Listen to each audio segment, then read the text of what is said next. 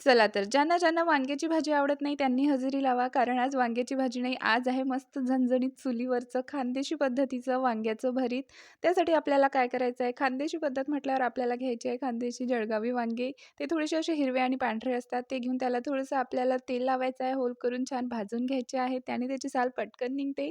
त्यानंतर त्याची साल काढून आतमध्ये किडके वगैरे आहे का बघायचे आणि छान मॅश करून घ्यायचं.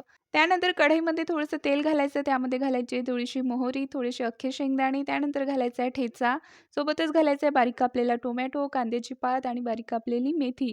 हे सगळं मिक्स करून त्यामध्ये घालायची आहे थोडीशी हळद, थोडासा गरम मसाला आणि 2-3 चमचे बारीक शेंगदाण्याचं कूट, सोबतच चवीपुरतं मीठ घालायचं आणि छान मिक्स करून घ्यायचं.